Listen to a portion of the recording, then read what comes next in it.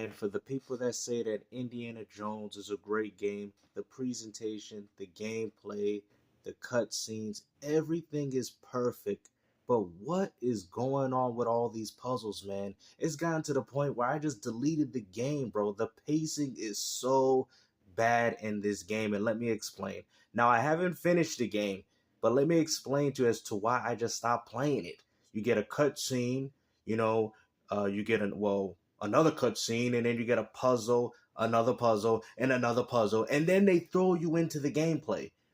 Every time I got myself into the gameplay, I enjoyed every single moment, man. But after the gameplay was over, we got a cutscene. Here's another puzzle, another one, and another one, bro. And before you people say, "Oh, Gamester, you don't like puzzles," that's what it. No, no, no, no. Don't go as far because I like the God of War puzzles. But there's a difference. You get a cutscene, you get some gameplay, you do the puzzle, and then you go back to what you was doing. See, the problem with modern gaming is the fact that they want to extend the longevity of these games. And to be honest with you, all it really does is make the games more boring. I would prefer if Indiana Jones was a shorter game that focused on all the cool elements than have it have all these puzzles to make the game artificially longer. And this is something that I've noticed in a lot of modern games.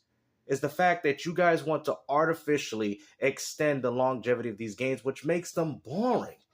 Like I was loving Indiana Jones, man. The beginning of the game, I got to a part with the lady and all that, and I'm like, what's this? Puzzle after puzzle after puzzle. I was like, where's the combat? Where's the gameplay, man? And yes, the cutscenes are incredible, but they mean absolutely nothing if you're gonna throw me on top of another puzzle. It's like when you had the Tony boss, right? When you're fighting him, and that scene was incredible. They throw you into a puzzle. You leave the area, you're dealing with another puzzle. Like, what is up with this, bro?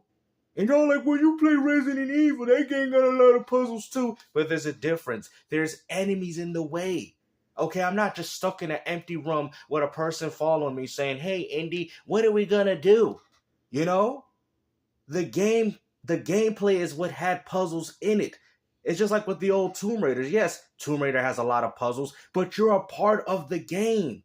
You're backtracking, you're traveling around, you're trying to figure things out while also wiping out enemies. This is something that a lot of modern gaming doesn't do anymore. And it's pathetic. If you really think about what I'm saying, y'all be like, you know what, Gamester? I think you have a point. Because when you play Onimusha, you get a cutscene and then you go straight to the gameplay. Cutscene, straight to the gameplay, which builds on all the elements of what you're doing in the game.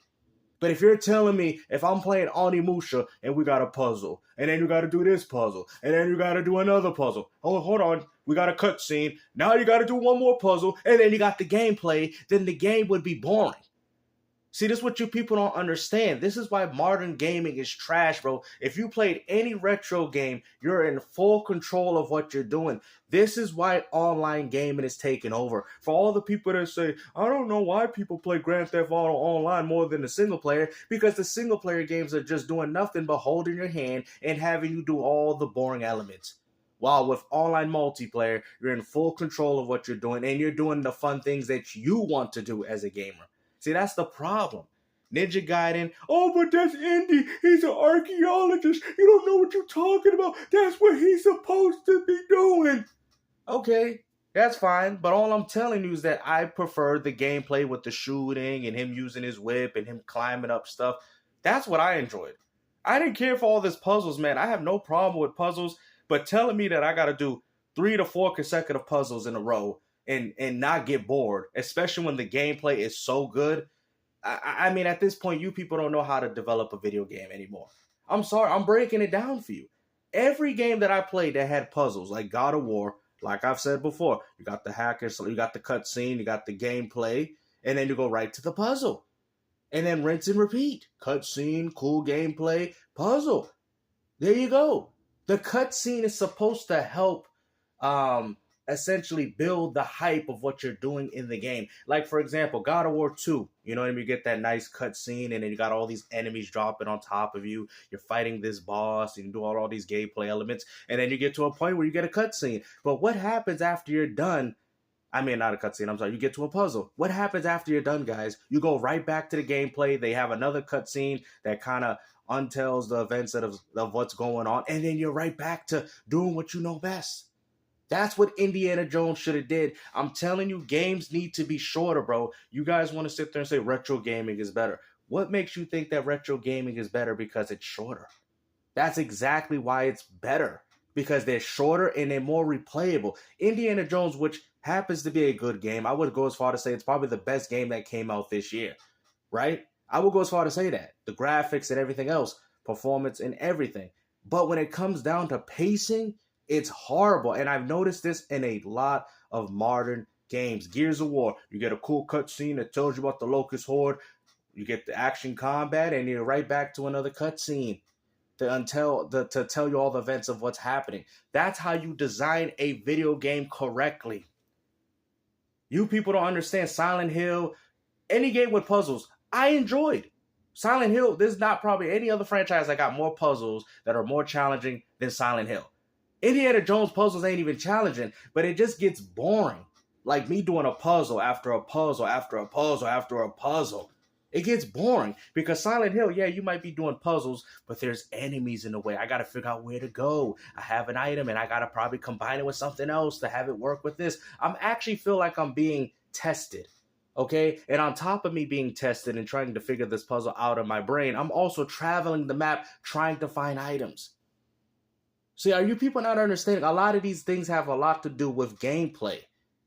See, I think this is what you people don't get, man. And I know a lot of you guys are going to be like, oh, I thought you was an Xbox dude, man. I thought you like Xbox games, man. You was out here saying that Indiana Jones was a good game. It is. Indiana Jones is probably the best game that came out this year. But the problem is it has this what we call modern gaming syndrome, where it's just like they have to extend the longevity of these games to make them longer for no apparent reason. This game probably would have been better if it was 4 to 5 hours long than what they try to do with 10 to 12. Because majority of its puzzles and the majority of its cutscenes, you barely even get a taste of that gameplay. And when you do, you savor that moment. You're like, yeah, I like this gameplay. This game is awesome. But when they keep throwing puzzles after puzzles after puzzles, I'm sorry. This game pales in comparison to Machine Game's other works such as Chronicles of Riddick Butcher Bay and Assault on the Dark Athena. I'm sorry. Those games might be shorter, but they're way more enjoyable. Those are games that I can go back and keep replaying because of how fun it is from beginning to end. The problem is with modern gaming is that they're fun in the beginning. They start off good. It gets a little bit boring, and then it gets good again, and then it gets boring. What happened to the days where you could just play a game from start to finish and be like, oh man, that game was a classic. Y'all remember those days when you could play a game from the beginning all the way to the end? Onimusha might be a short game, but dude, from beginning to end, perfect. Absolute perfect. The only thing you can knock it for is for being short. That is it. But it's highly replayable. I mean, that 2 to 3 hour game I played hundreds of times. I guess, I mean, think about it. You guys might say that Indiana Jones is longer in comparison to Onimusha, which is the original game, but I played Onimusha more times than I'm ever going to play Indiana Jones. See, here's what you people don't understand. So I'm advocating for shorter games that actually want to give the gamers their bang for their buck. If you guys are going, that's not true. I would rather have the game stretch out the longevity with all these garbage puzzles and cinematics. I'm sorry, man. That's what makes a lot of these games non-replayable for me. This is why when people talk about Assassin's Creed Valhalla, they would rather play Mirage because they're like, man, I'm not trying to go through all this again. See, that's what you people don't understand. Gaming needs to go back to being short. The only games that need to be long is RPGs.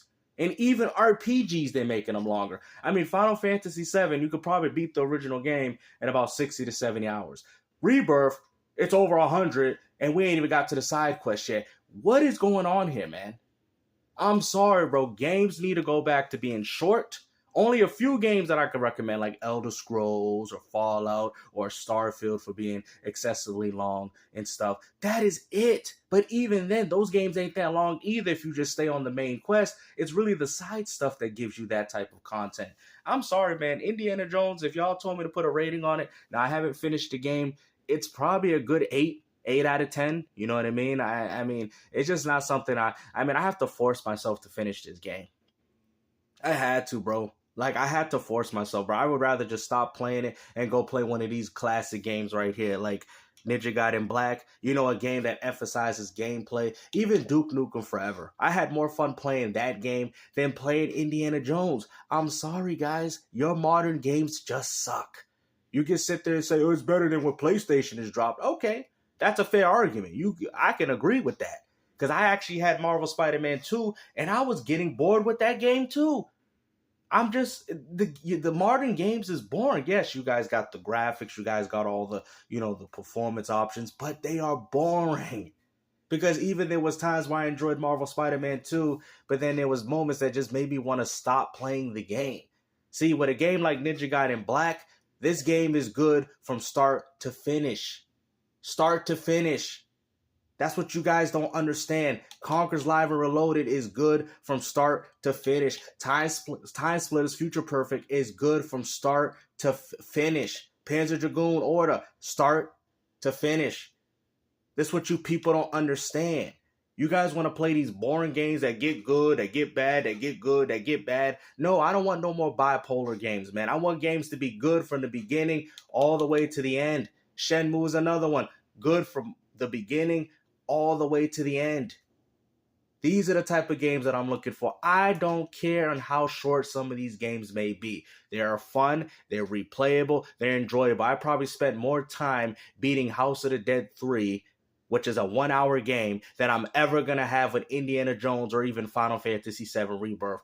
It's about time companies start making these games shorter. Because I'm telling you, I think these long games are really ruining the end. Because you got to remember, when we was playing the golden age of gaming, a lot of those games was like, 2 to 3 hours long if it wasn't an RPG, right? Most of those games were short. Even Def Jam Fight for New York was short.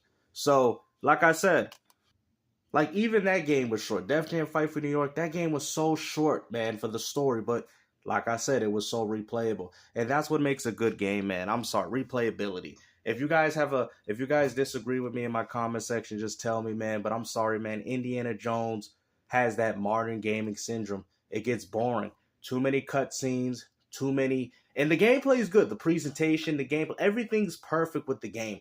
Graphics, performance, and everything. But the pacing is so horrible, in my opinion. If you're playing the game and you've encountered that and you wanted somebody to kind of verify that, like, of what you're feeling, tell me in the comment section, man. I'm more likely not going to finish that game because I think it's boring. But hopefully you guys enjoyed this video, man. And like I said, take care. Peace out.